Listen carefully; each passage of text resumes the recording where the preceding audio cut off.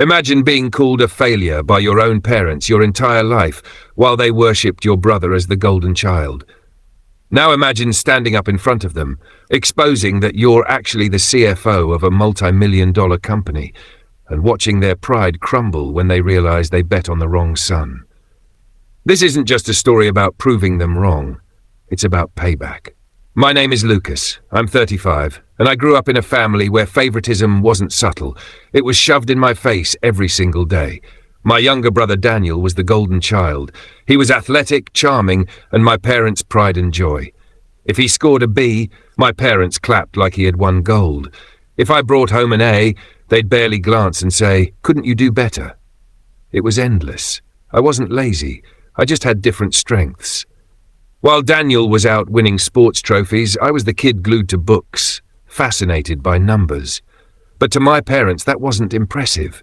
By the time I graduated college with a degree in finance, they were already bragging non-stop about Daniel getting into medical school. They called him the future of the family while treating me like I was just there. I remember my mom saying once at a family reunion, loud enough for everyone to hear, "We just hope Lucas figures something out. Daniel will take care of us when he becomes a doctor." Everyone laughed. Everyone except me. What they didn't know? I was figuring things out. I started at the bottom of a finance firm, grinding through 70-hour weeks. Slowly, I climbed the ladder. I didn't flaunt my success because, honestly, what was the point?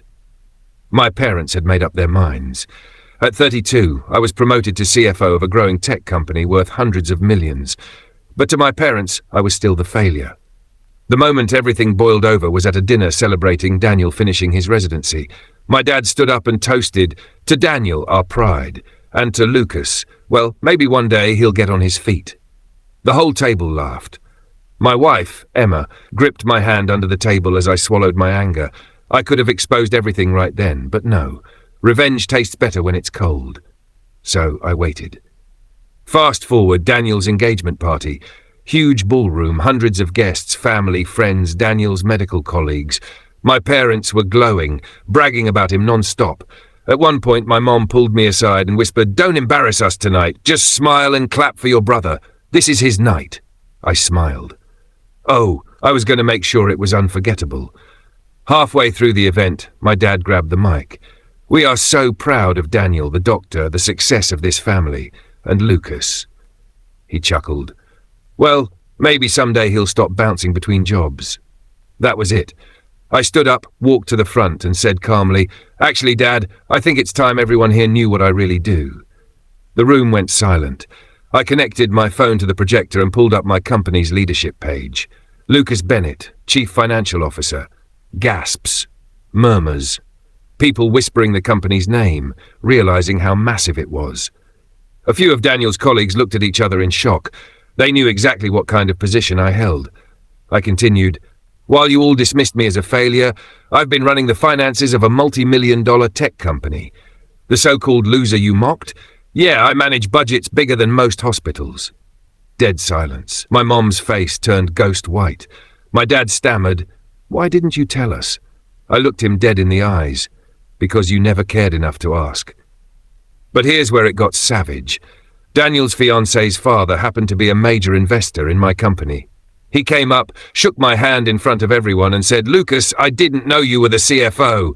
That's impressive. We'll need to talk business." The room shifted instantly. The attention Daniel and my parents had bathed in evaporated. Guests swarmed me with questions, admiration, and congratulations.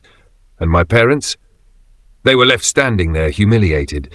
The son they worshipped was suddenly overshadowed by the one they called a failure.